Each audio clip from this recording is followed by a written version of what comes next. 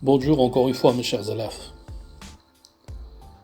Dans ce diaporama, nous allons aborder les propositions subordonnées. Ils se divisent en trois grandes catégories. La subordonnée relative, la subordonnée complétive et la subordonnée circonstancielle.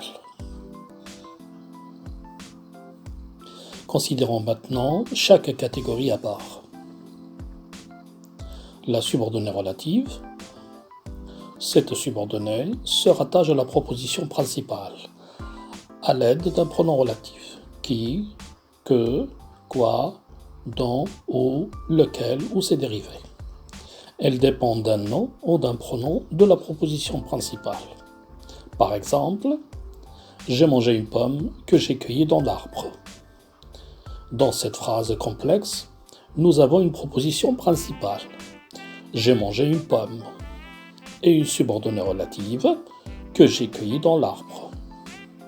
Cette dernière dépend d'un pronom relatif que qui remplace le nom, une pomme de la proposition principale. La subordonnée complétive, cette subordonnée est très souvent représentée par un complément d'objet du verbe est relié à la proposition principale à l'aide d'une conjonction que. Par exemple, je vous dis que je n'ai rien vu. Que je n'ai rien vu, c'est une subordonnée complétive. Elle est complément du verbe dire.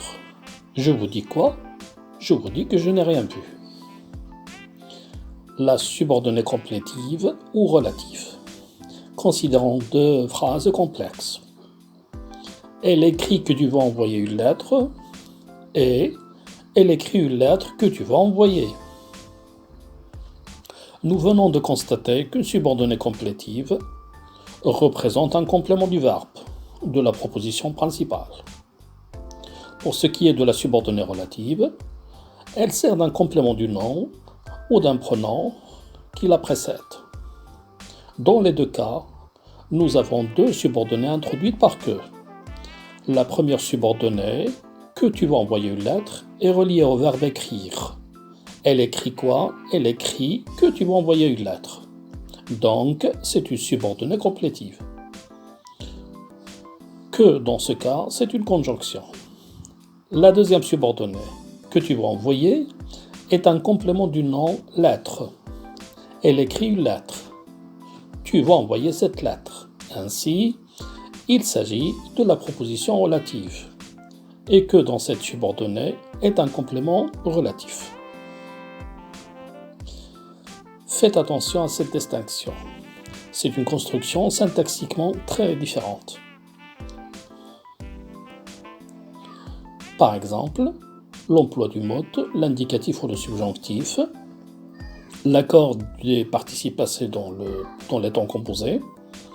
Le dernier type de subordonnée, c'est la subordonnée circonstancielle. Celle-ci est un complément circonstanciel de la proposition principale. Cette subordonnée est reliée à la proposition principale à l'aide d'une conjonction. Elle indique une circonstance, comme le temps, la cause, la conséquence, le but, la concession, la condition, la comparaison, opposition ou hypothèse. Par exemple, quand le chat n'est pas là, les souris dansent. Cette phrase complexe contient une subordonnée circonstancielle de temps. Quand le chat n'est pas là. Cette subordonnée apporte des informations supplémentaires sur la proposition principale, les souris dansent. Quand le chat n'est pas là. Bonne journée à tout le monde.